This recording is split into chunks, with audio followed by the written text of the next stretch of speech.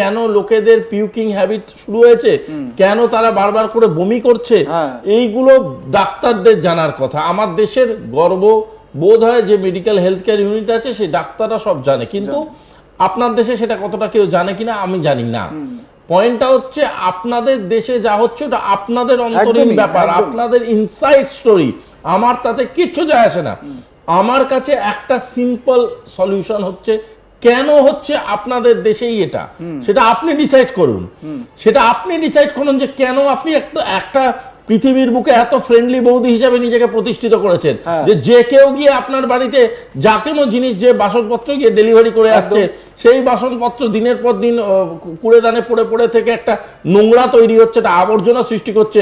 সেই আবর্জনার উপরে কারোর বিড়ি, সিগারেট, দেশলাই যাই পড়ুক না পড়ুক, আগুন তো লাগবেই, আগুন তো লাগবেই। আর আপনার তো সারা গোটা পাড়া জুড়ে শত্রু মশাই, আপনার গোটা পাড়া জুড়ে শত্রু, সবাই তো আপনার পিছনে কাটি করতে বসে আছে।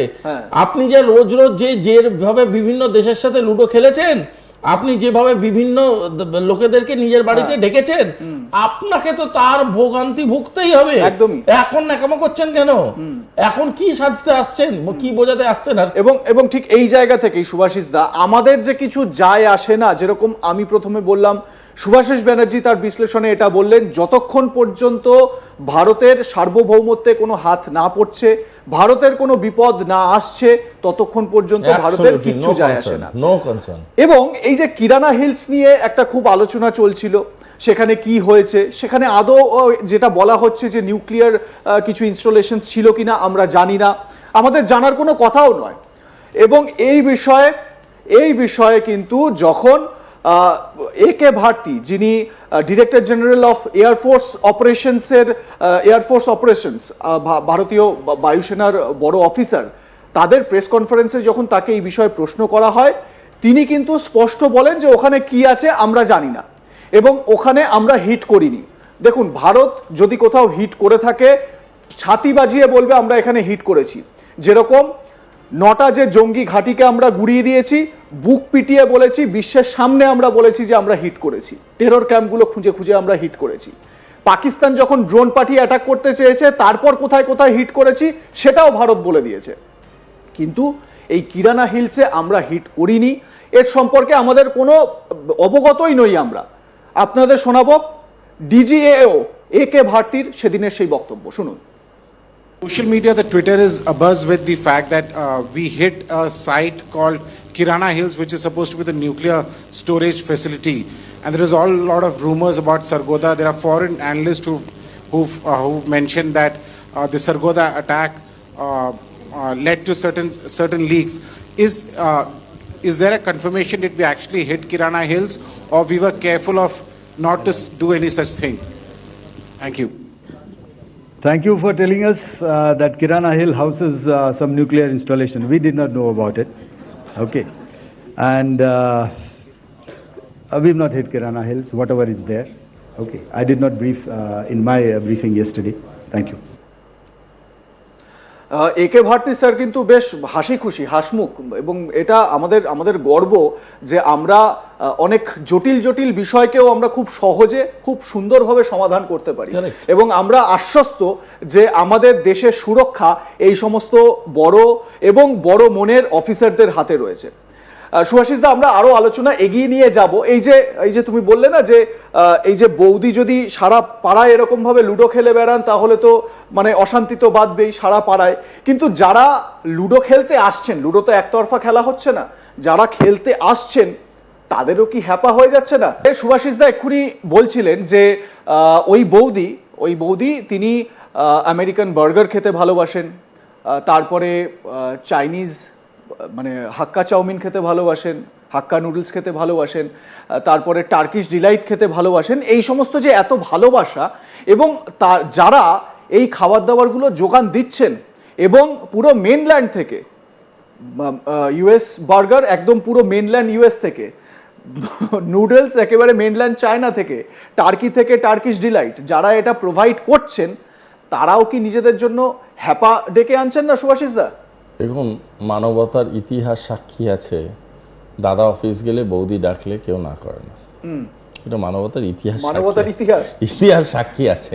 সুতরাং আন্তর্জাতিক সম্পর্ককে এর বাইরে রেখো না। তার কারণটা হচ্ছে আমি হয়তো খুব লাইট হার্টেড কিছু কথা আজকে বলছি, কারণ আমার কাছে জিনিসটাই খুব লাইট হার্টেড মনে হয়। এরা দিনের পর দিন বহু দেশকে নিজের কাছে ডেকে এমন একটা নেটওয়ার্ক বানিয়েছে যেটা না ক্লোজ নেটওয়ার্ক না ওপেন নেটওয়ার্ক, না neither they can say they are my friends, neither they can say they are my enemies, neither they can say they are my allies. এদের ডেকে এনে এমন একটা পরিস্থিতি সৃষ্টি করেছে, সেই সৃষ্টিটায় যদি কোনো রকম ফাটল ধরে, যদি কোনো রকম মানে বলতে পারো সৃষ্টির ভূমিকম্প বা ভূমিকম্পর সৃষ্টি ঘটে, তাহলে এদের সেই একই কথা ঘুরিয়ে ফিরিয়ে যাই হচ্ছে আমাদের জন্য দায়ী হচ্ছে ভারতবর্ষ। সব জিনিসে দায়ী ভারতবর্ষ। ভারতবর্ষ ওদের সৃষ্টির জন্য দায়ী, এটা আমি মেনে নিলাম। সৃষ্টির পর থেকে ওরা যে অনাসৃষ্টিগুলো করে চলেছে দিনের পর দিন, তার এবং জন্য সৃষ্টির পর আর্থিক অনুদানের জন্য ভারত দায়ী। একদম ভারতবর্ষ খারাপ অবস্থাতে তাদের জল দিয়েছে, ভারতবর্ষ খারাপ অবস্থাতে তাদের পাশে দাঁড়িয়েছে। সবকিছু হওয়ার পরে দিনের শেষে দাঁড়িয়ে তাদের ওখানে কোনো গন্ডগোল হলেই তাদের মতামত হচ্ছে ভারতবর্ষের জন্য। এই যে ভারতবর্ষের জন্য যে কনসেপ্টটা এরা তৈরি করেছে না, এটা কিন্তু পাকিস্তানের মানে 90% জনগণ খায়। কেন খায় জানো তো? কারণটা হচ্ছে ইজি কাউকে যদি আইডেন্টিফাই ওরা না করতে পারে, তাহলে কঠিন পথটা হচ্ছে তোমাকে জাস্টিফাই করতে হবে। এবং মুশকিলটা হচ্ছে পাকিস্তান জাস্টিফাই করার জন্য যেটা দরকার সেটা হচ্ছে আন্ডারস্ট্যান্ডিং আ ম্যাটার। আমি যদি ম্যাটারটাকে নাই বুঝি, তাহলে আমি কি সহজভাবে বোঝাবো আর কি কঠিনভাবে বোঝাবো। পয়েন্টটা হচ্ছে এই জিনিসটাই পাকিস্তান করে উঠতে পারে না বলেই তোমার বাড়িতে পুজো আচ্ছায় যে সিন্নিটা তৈরি হয় না সবকিছু মিশিয়ে টিশিয়ে, ওই রকমই একটা মেশানো সিন্নি হচ্ছে পাকিস্তানের ডিপ্লোমেসি, যা টেস্টি খেতে হেভি লাগে কিন্তু বাইরের লোকের জন্য খেতে হেভি লাগে। পাকিস্তানের লোকরা সব মিলিয়ে মিশিয়ে ওটাকে এমন জগা খিচুড়ি বানিয়েছে, ওরা নিজেরাই জানে না যে ওটাকে পুজোতে দিতে হয় না ভোগে দিতে হয় না খেতে হয় না উচ্ছেদ করে দিতে হয়, ফেলে দিতে হয়। এইটা বোঝার জন্য যে ম্যাচিওরিটি দরকার, আন্ডারস্ট্যান্ডিং দরকার, সেটাই নেই। তুমি ভাবতে পারো পাকিস্তান গত 3 দিন ধরে যুদ্ধ জয় পালন করে চলেছে। পাকিস্তানি গভর্নমেন্ট বলা হচ্ছে যে 71-এ ভারতের কাছে যে হেরেছিলাম তার বদলা নিয়ে নিলাম আমরা। পাকিস্তানি গভর্নমেন্ট সব থেকে ভুলটা হয়ে যায় কিসে জানো তো? আমি তোমাকে একটা কথা আগের দিনই আমার এক বন্ধুকে বলছিলাম, is a very decorated officer in Indian, আমি আমাকে বলছিলাম যদি পাকিস্তান ভারতবর্ষের ক্রিকেট খেলার লাইভ টেলিকাস্ট টিভিতে না হতো, প্রতিটা খেলা পাকিস্তান জেতার সেলিব্রেশন করতো ওর দেশে গিয়ে। এটা আমি তোমাকে লিখে দিচ্ছি, সই করে নাও। হ্যাঁ, যে প্রতিটা ওয়ার্ল্ড কাপের প্রতিটা আইসিসি ট্রফিতে যে হেরেছে সব কটাকে গিয়ে ওদের দেশের লোককে বলতো জিতেছি, এবং ওরা তাতেই নাচতো। ওদের দেশটাই তাই, ওদের দেশটাই ইজ নট লজিক্যালি ড্রিভেন। আমাদের মুশকিলটা হচ্ছে আমরা ভারতবাসী ভারতবর্ষের চোখ দিয়ে বিভিন্ন দেশকে দেখি। পাকিস্তান অত লজিক্যাল কোনো দেশ না। আমি আগের দিন যখন কথাটা বলেছি